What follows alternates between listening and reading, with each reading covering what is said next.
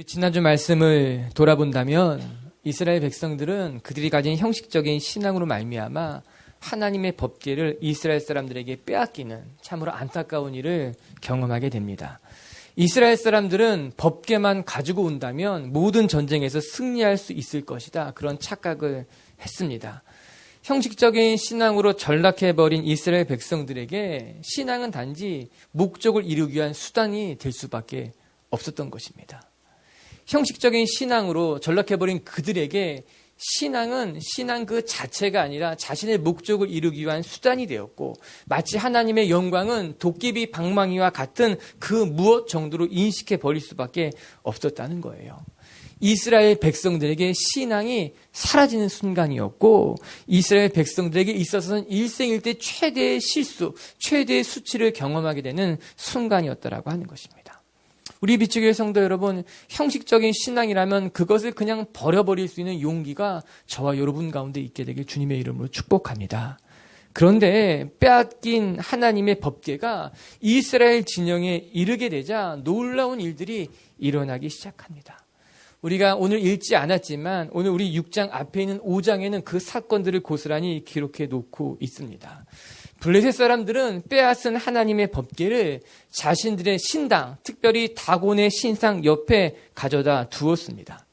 당시 두 민족이 전쟁을 하게 되면은 전쟁에서 이긴 민족은 그들의 전리품을 가져다가 패한 민족의 신상까지 전리품을 다 가져다가 자기가 섬기는 신당의 신상 옆에 가져다 두는 풍습이 있었습니다. 이는 그들의 전쟁이 단순히 사람을 이긴 전쟁이 아니라 우리가 이긴 것은 너희들의 신을 이긴 것이다 라고 생각했기 때문에 그들은 패한 민족의 신상을 가져다가 자기들이 섬기는 신당의 신상 옆에 가져다 놓고 축제를 벌이곤 했다라고 하는 거예요. 그래서 이스라엘에게 승리한 블레셋은 이스라엘에게서 빼앗아온 법궤를 다곤의 신상 옆에다가 가져다 두고 그날 하루를 지나게 됐다라고 하는 거예요. 그런데 놀라운 일이 그 다음날 일어난 것 아니겠습니까?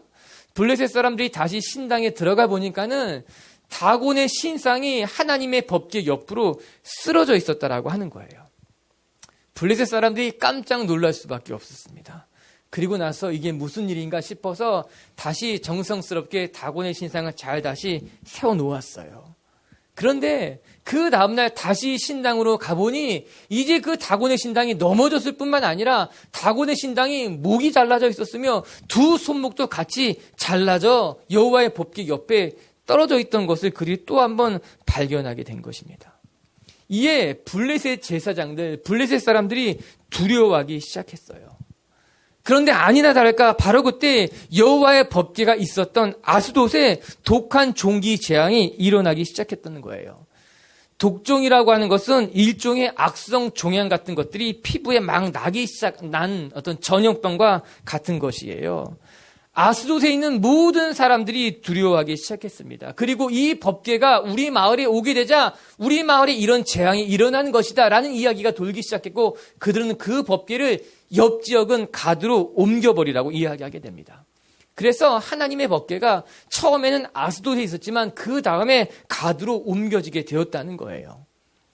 그런데 놀랍게도 여호와의 법궤가 가드에 도착하자마자 그 가드에도 독한 종기의 전염병이 일어나기 시작했던 것입니다. 가드에 있었던 사람들 중에 큰 자나 작은 자나 할 것 없이 그 독종으로 말미암아 고생을 당하게 된 거예요. 성경은 이 부분을 이렇게 묘사하고 있어요. 우리 같이 한번 읽어볼게요. 사무엘상 5장 9절입니다. 자막을 통해 봅시다. 시작. 그것을 옮겨간 후에 여호와의 손이 심히 큰 환난을 그 성읍에 더하사 성읍 사람들은 작은 자나 큰 자를 다 쳐서 독한 종기가 나게 하신지라. 그것을 옮겨간 후에 이렇게 나오죠. 그런데 성경은 거기에 이렇게 더하고 있습니다. 여호와의 손이 심히 큰 환난을 그 성읍에 더하사, 즉 그들이 겪고 있었던 모든 독종과 환난이 하나님의 손이 행하신 일이라고 기록해 놓고 있는 것입니다. 블레셋 사람들은 이스라엘과의 전쟁에서 승리했어요. 그래서 그 승리한 결과 전리품으로 여호와의 법궤를 가지고 왔지만 오히려 그 법궤가 가는 곳곳마다 블레셋 진영이 쑥대밭으로 처참하게 무너지고 있었다라고 성경이 말해주고 있는 것입니다. 블레셋은 이 전쟁에서 우리가 이스라엘 사람들을 이겼고 여호와의 신도 우리가 다 이겼다고 생각했지만, 그래서 법궤를 전리품으로 가져왔지만 오히려 그 법궤가 가는 곳곳마다 하나님의 법궤가 블레셋 진영을 다 쑥대밭으로 만들어 놓고 계시다라고 하는 사실입니다.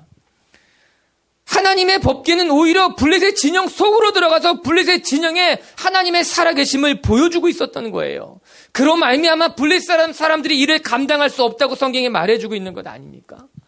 이 사건을 통해서 우리가 배우는 중요한 것이 한 가지가 있어요. 그건 무엇인가 하면, 여러분, 이 전쟁에서 이스라엘 백성은 패했을지 모르지만 그 패배가 하나님이 패한 것을 말해주고 있지는 않다라고 하는 겁니다.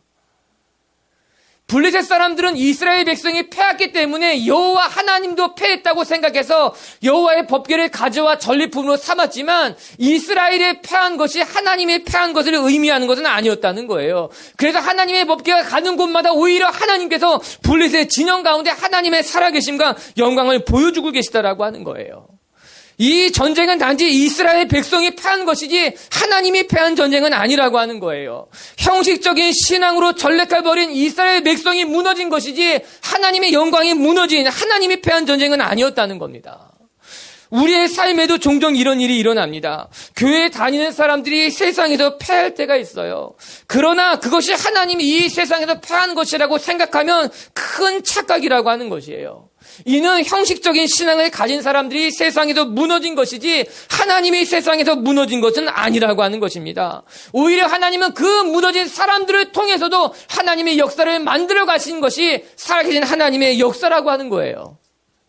2절의 말씀을 같이 한번 읽어볼까요? 2절의 말씀 시작.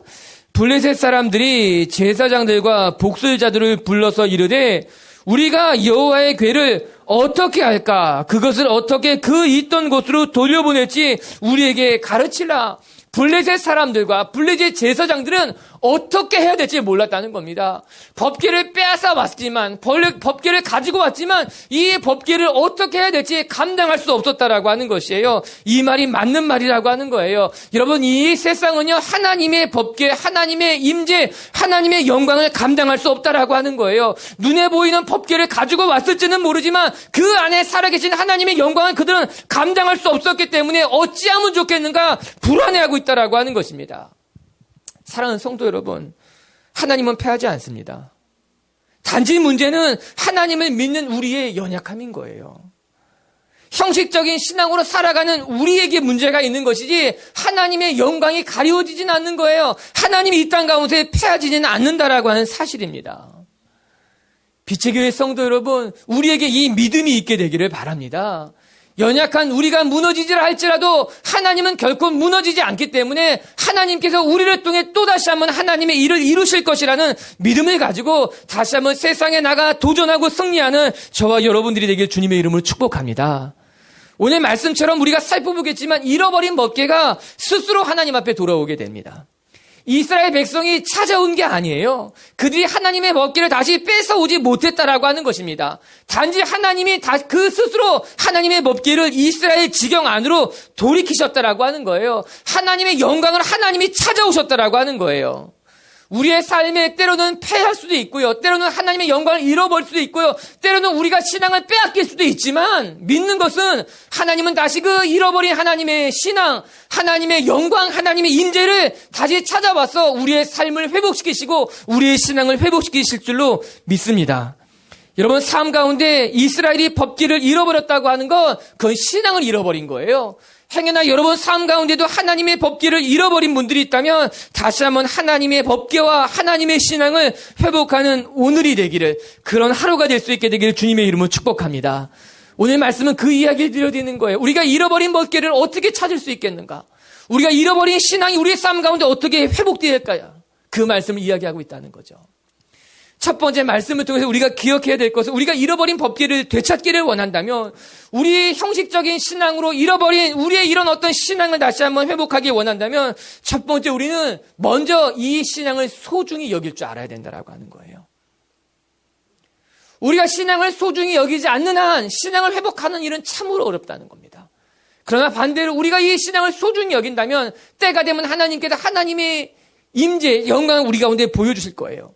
전 오늘 말씀 6장을 묵상하면서 가장 먼저 눈에 들어오는 말씀이 1절의 말씀이에요. 그럼 무엇인가 하면 그들이 하나님의 법궤를 잃어버리고서도 법궤를 찾으려고 하는 노력을 전혀 하지 않았다라고 하는 겁니다.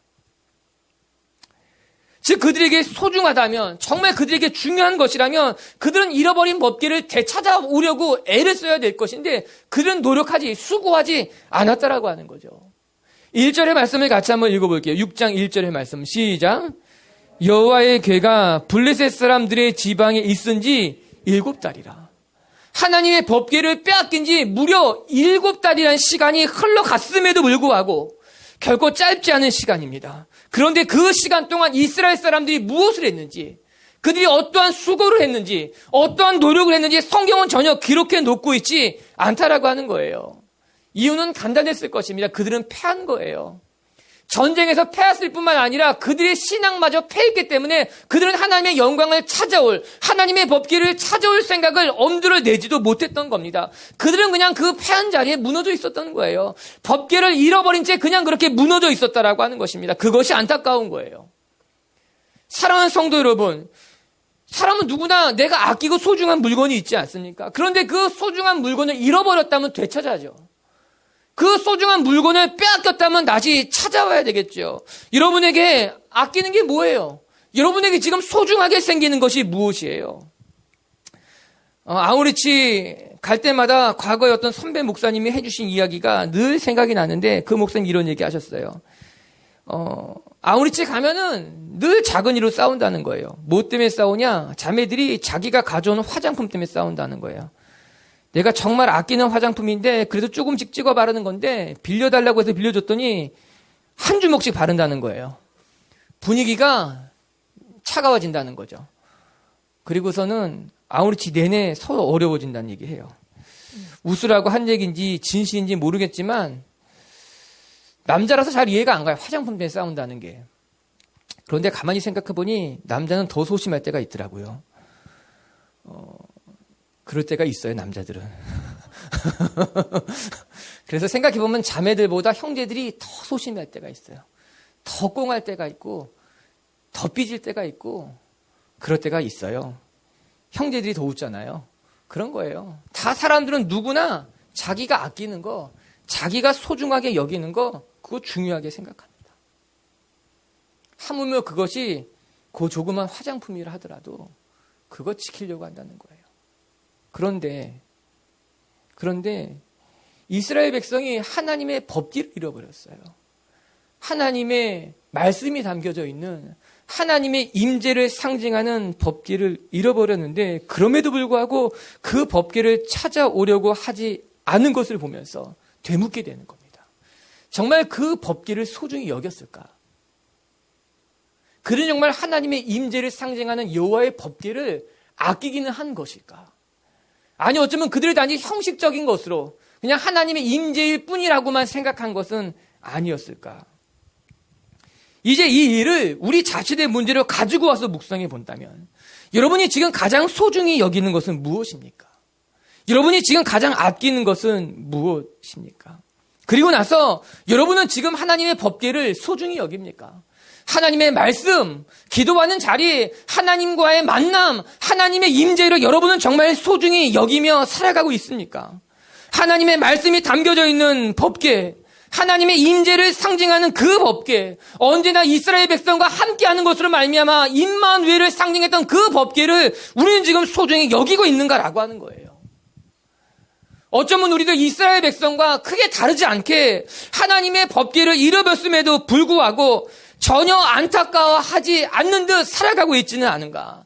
아니면 어쩌면 그냥 작은 감기나 걸린 것처럼 그냥 기침 콜록콜록 조금만 하고 있지는 않는가? 그냥 잃어버렸습니다. 신앙이 잃어버려서 안타깝습니다, 목사님. 하나님의 말씀이 들리지 않아서 안타까운 것뿐입니다. 라고 그냥 그 정도로만 애통해하고 있는 것은 아닌가? 언제부터 하나님 내가 기도할 때 눈물을 잃어버렸습니다. 하나님 언제부터인가 내가 말씀을 들어봐도 말씀이 더 이상 내게 다가오지 않습니다. 하나님의 임재를 경험한 것이 너무 오래전 이야기인 것만 같습니다. 라고 가슴을 치며 애통해하는 사람들을 만나보기가 너무 힘들다는 거예요. 그러면 우리도 법궤는 뺏겼는지 모르지만 여전히 빼앗긴 채 그냥 내 삶을 살아가고 있는 이스라엘 사람들과 크게 다르지 않지 않은가. 호세아서 4장 1절은 우리에게 이런 말씀을 전해주고 있어요. 같이 한번 읽어볼게요. 시작. 이스라엘 자손들아 여호와의 말씀을 들으라. 여호와께서 이 땅 주민과 논쟁하시나니 이 땅에는 진실도 없고 인애도 없고 하나님을 아는 지식도 없다는 거예요. 호세아 선지자가 이스라엘 사람들에게 예언하기를, 그들에게 말씀하시기를 이 땅엔 진실도 없고 인애도 없고 하나님을 아는 지식도 없고 모든 것들을 잃어버렸다고 애통해하면서 이스라엘 백성들을 꾸짖고 있는 건 아니겠습니까? 어쩌면 하나님께서 지금 우리의 신앙을 바라보면서 이렇게 말씀하고 있는 것 아닙니까? 너희들이 다 잃어버렸다고. 열정도 잃어버리고 신앙도 잃어버리고 지금까지 쌓아왔던 좋은 영적인 습관도 다 잃어버렸다고.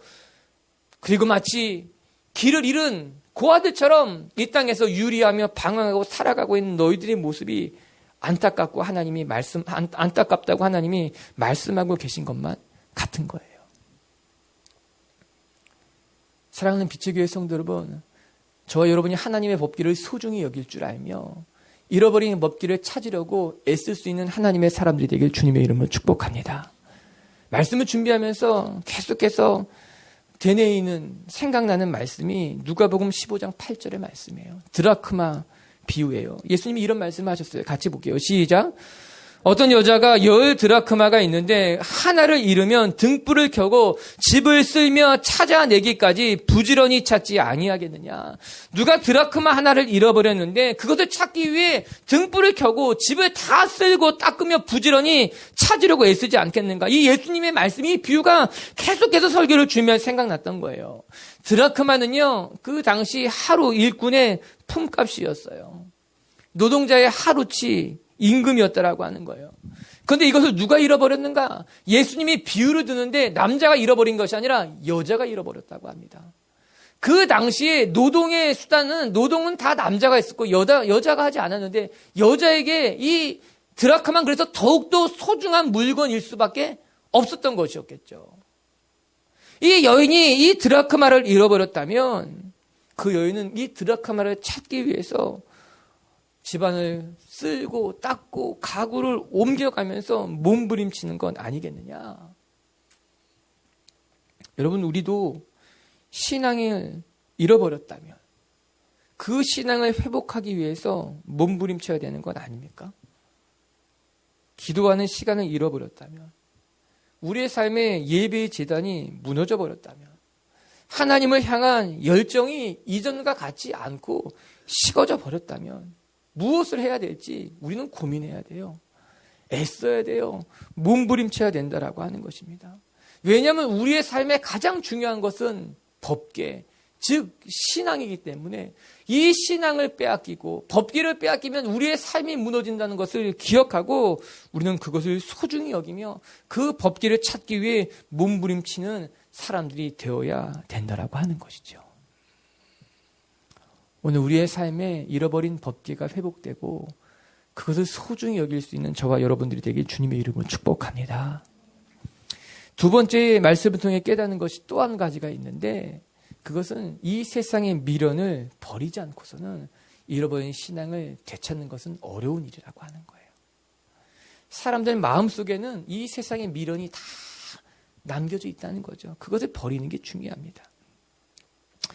오늘 본문으로 다시 돌아가 보십시다. 우리 3절을 같이 한번 읽어볼까요? 3절의 말씀이에요. 시작.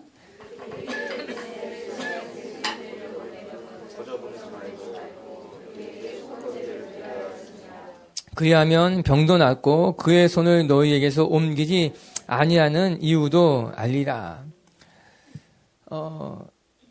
아스돗에서 가드로, 가드에서 에그론으로 하나님의 법궤가 가는 곳곳마다 여러 가지 일들이 일어났기 때문에 그들이 이 법궤를 다시 돌려보내야겠다고 생각하게 됩니다. 그러면서 그들은 무슨 생각을 했는가? 우리가 하나님께 속건제를 드려야 된다라고 하는 것이에요. 속건제는 어떤 제사였는가? 하나님 앞에 범죄했을 때 드리는 제사가 속건제입니다. 속건제와 속죄제가 있는데, 특별히 속건제는 하나님 앞에 부지 중에 죄를 저질렀을 때, 특별히 그러니까 자기가 알지 못하고 잘 몰라서 죄를 저질렀을 때 드리는 게 속건제예요. 아마 블레셋 사람들이 속건제를 드리겠다 한 것은 그들 속에서 어떤 그런 지식이 있었던 거. 우리가 여호와 앞에 범죄했기 때문에 우리가 하나님 앞에 속건제를 드려야 되겠다. 그런 생각을 했던 겁니다. 뿐만 아니라 법궤를 돌려보내는데 그냥 돌려보내지 말고 금독종 5과 금쥐 5을 만들어서 보내야 된다는 거예요. 4절의 말씀을 제가 한번 읽어드리면 이렇게 나오죠. 그들이 이르되 무엇으로 그에게 드릴 속건제를 삼을까 하니 이르되 블레셋 사람들의 방백의 수요대로 금독종 5과 금쥐 5마리야 하리니 이렇게 기록하고 있는 거예요. 그냥 법궤를 돌려보낼 것이 아니라 금독종, 그러니까 자기들 몸에 종기가 났으니 종기 모양으로 이 금으로 종기 모양을 5개를 만들고, 뿐만 아니라 왜 쥐의 모양을 5개 만드는가 하면 이 종기를 옮기는 것이 쥐일 것이다. 사람들은 생각했던 거예요. 이 전염병을 옮기는 것이 쥐일 것이다. 그래서 금으로 쥐의 형상을 5개를 만들자는 거예요. 왜 5개를 만드는가? 당시 블레셋에는 5개의 대도시가 있었거든요. 가사, 가드, 아스도, 아스글론, 에스글론, 에글론이 5개의 도시들이 있었기 때문에 5개의 방백의 수요대로 금독종 5과 금지 5개를 만들어 법궤에 같이 실어서 이스라엘 사람들에게 보내고 그렇게 제사를 지내야 하나님이 우리를 용서하실 것이고 이 재앙이 사라질 것이라 그들이 그리 생각했다라고 하는 거예요. 6절의 말씀에 보게 되면요, 더 재미있는 말씀이 나와요. 6절의 말씀도 같이 한번 읽어볼까요? 6절의 말씀 시작.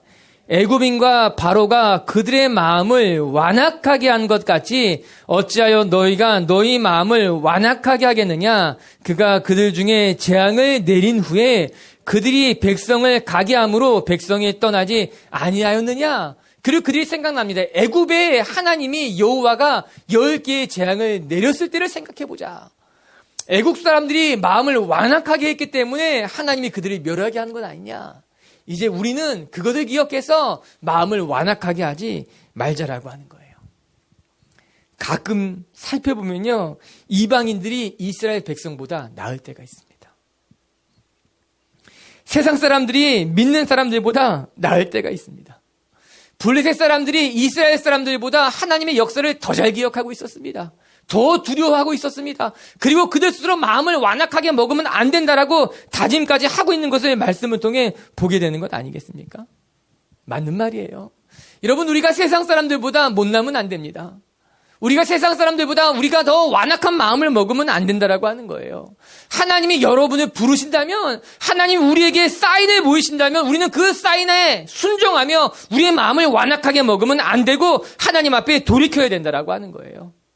오늘 여러분의 삶 가운데 하나님이 말씀하시는 것이 있다면, 여러분의 삶 가운데 하나님이 들리시는 음성이 있다면, 애굽 사람들과 같이 블레셋 사람들과 같이 우리가 마음을 완악하게 하는 것으로 말미암아 하나님의 음성을 저버리는 것이 아니라 우리의 마음을 다시 한번 재정돈하여서 하나님의 말씀대로 나아가는 것이 중요하다라고 하는 겁니다. 그런데 오늘 블레셋 사람들이 그리하지 못합니다. 그들 마음속에 마음을 완악하게 해서는 안 된다는 생각이 있었지만, 그들이 여호와를 두려워했지만 여전히 그들이 포기하지 못하는 것이 있었다는 거예요. 오늘 7절과 9절의 말씀 한번 같이 읽어봅시다. 먼저 7절을 같이 한번 읽어볼게요. 그들이 이 법궤를 돌려보내는데 이런 방법을 고안해내고 있다는 거예요. 7절 시작. 그러므로 새 수레 하나를 만들고 멍에를 메우지 아니한 젖나는 소 2마리를 끌어다가 소의 수레를 메우고 그 송아지들을 떼어 집으로 돌려보내고 9절입니다. 보고 있다가 만일 괴가 그 본 지역 길로 올라가서 벳세메스로 가면 이 큰 재앙은 그가 우리에게 내린 것이요, 그렇지 아니하면 우리를 친 것이 그의 손이 아니요 우연히 당한 것인 줄을 알리라 하리니. 그런데 블레셋 사람들이 이 법궤를 돌려보낼 때 꾀를 내기 시작했다는 거예요. 그냥 수레에 실어서 돌려보내는 것이 아니라 젖나는 암소 2마리를 끌어다가 그 젖소에다가 암소에다 실어 보내자라고 하는 거예요. 그래서 만약에 이 젖나는 암소 2마리가 법궤를 실어서 이스라엘 경내로 곧장 들어가게 되면은, 아, 이것은 하나님이 우리에게 내린 재앙이다, 인정하겠다는 거예요. 그러나 만약에 그렇게 하지 않는다면, 행여나 이 소가 이스라엘 경내로 가지 아니하고 딴 데로 간다면, 혹은 또 수레를 끌어가지 않는다면 이 사건은 우연히 일어난 것이다. 그리고 그들이 그렇게 결정하고 계획했다는 거예요. 여러분, 이 계획은 참으로 사악한 계획이에요. 아직 젖을 떼지 않은 암소는 자기 새끼 곁을 떠나지 않으려고 할 겁니다. 그래서 9절의 말씀을 보게 되면 젖소가 수레를 끌고 감에 있어서 울었다고 나옵니다. 자기 송아지를 바라보고 가기 싫은 거죠. 그럴 수밖에 없었다라고 하는 거죠. 그뿐만 아니라 한 번도 멍에를 메어보지 않은 소라고 말했습니다. 한 번도 멍에를 메어보지 않은 소에게 멍에를 짊어졌을 때 멍에를 끄는 법도 모릅니다. 소는 2마리였기 때문에 제각각일 것입니다.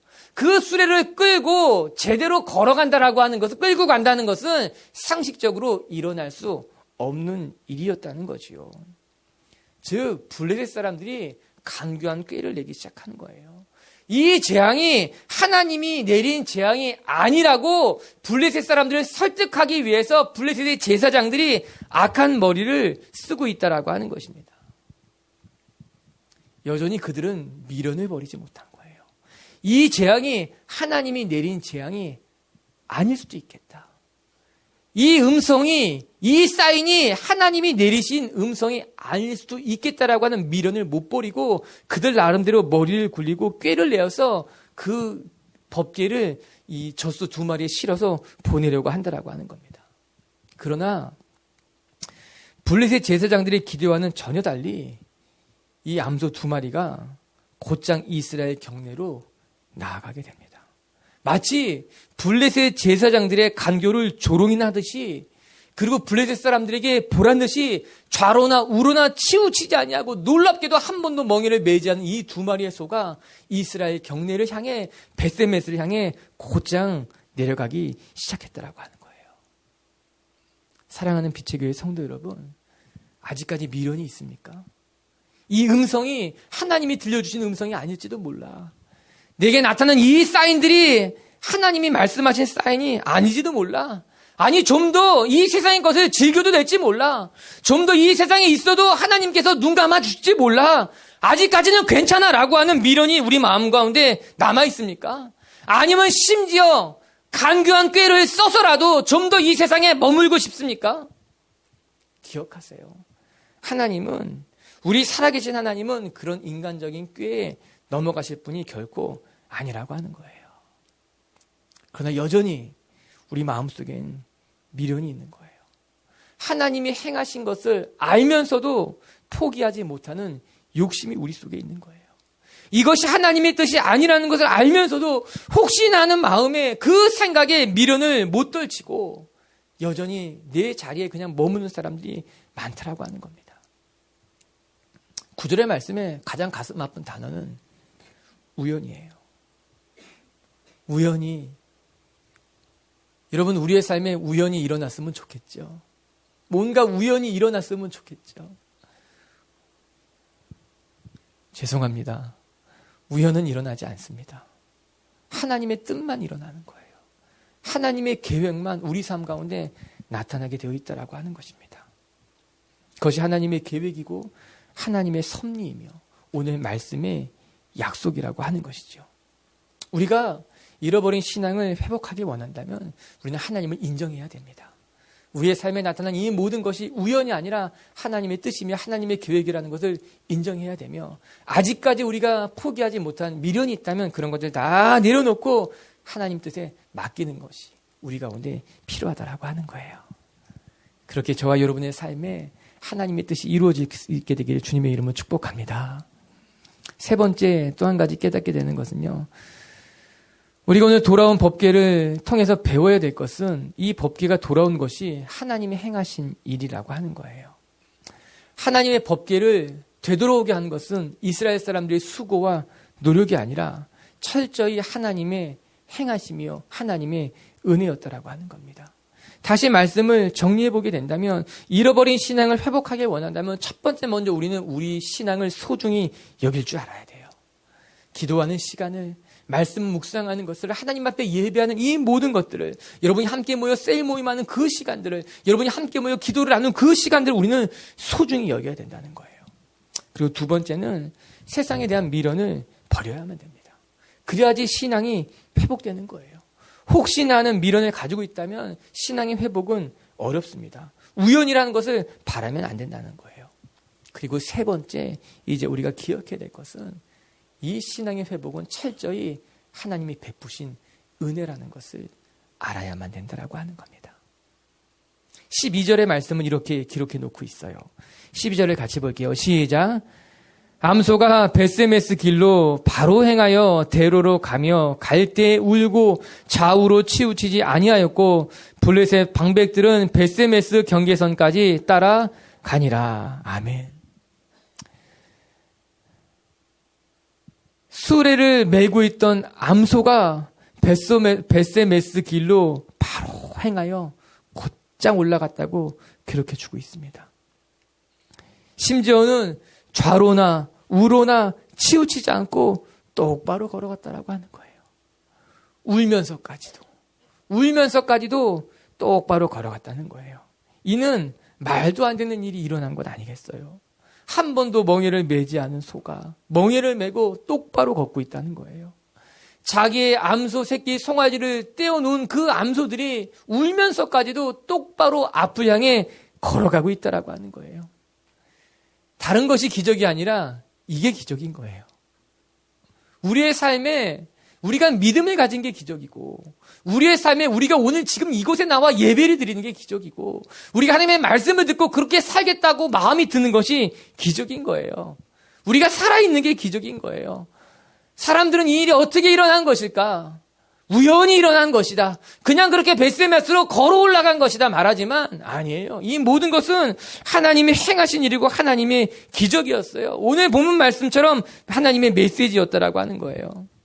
여러분, 저는 말씀을 보면서요, 다곤의 신상이 넘어져 목이 잘라지고 손목이 끊어진 것도 기적이지만, 법궤가 가는 곳마다 독종이 일어나서 블레셋 사람들이 무너진 것도 기적이지만, 이 두 마리의 암소가 하나님의 법궤를 싣고 벳세메스로 곧장 간 것도 이것 또한 큰 기적이 아니었겠는가, 그 생각을 하게 되는 겁니다. 하나님의 법궤를 이스라엘 경내로 옮기시는 거예요. 법궤가 발이 달려서 스스로 걸어간 게 아니라 이스라엘 사람들이 대단한 신앙을 가지고 있어서 그 법궤를 돌이키려고 무단히 노력하지 못했음에도 불구하고 하나님의 법궤를 하나님의 자리로 되돌이키고 있다라고 하는 거예요. 여기서 은혜를 깨닫게 되더라고요. 소망이 생기더라고요. 아, 우리의 삶에도 하나님의 은혜를 베푸시겠구나. 우리가 하나님의 끈을 놓지 않는다면, 우리가 믿음의 끈을 놓지 않는다면 하나님께서 우리의 삶에 법궤를 돌이키시고 다시 신앙을 회복시키겠구나라는 믿음이 들기 시작하게 되더라고요. 그래서 은혜는 나로부터 시작이 되는 것이 아니라 하나님으로부터 시작이 되는 거예요. 회복이란 단어를 이해함에 있어서 가장 중요한 것은 회복의 주체는 내가 아니라 하나님이라고 하는 사실인 거죠. 하나님이 고치시고 하나님이 회복시키시고 하나님이 돌이키신다는 거예요. 우리에게 이 믿음이 있게 되기를 주님의 이름으로 축복합니다.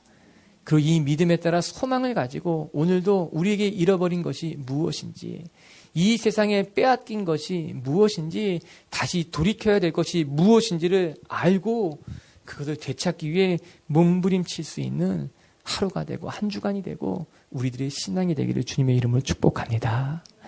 말씀을 마칠게요. 우리 13절 한 절을 한번 읽어보고 말씀 마칠게요. 13절 봅니다. 시작.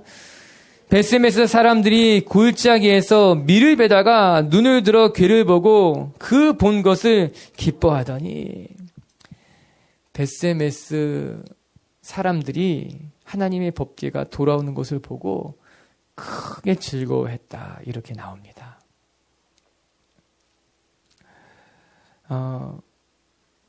잃어버렸을 때는 모르지만 그 법궤가 다시 되돌아온 것을 보고 그들이 기뻐했다는 거예요. 한 60점은 주고 싶은 거죠. 그래, 법궤를 찾으려고 수고하지는 않았지만 그 법궤가 돌아온 것을 보고 기뻐하니 그래, 50점보다 더 줘야겠다. 그런 생각이 들었어요. 아마 잃어버린 신앙을 되찾는 사람들의 마음이 그런 것이 아닐까? 그런 생각이 들었습니다. 신앙을 잃어버렸을 때는 잘 모릅니다. 신앙을 잃어버렸을 때는 신앙이 정말 중요한 건지 소중한 건지 사람들이 잘 모릅니다. 그냥 먹먹하게 지내는 거예요.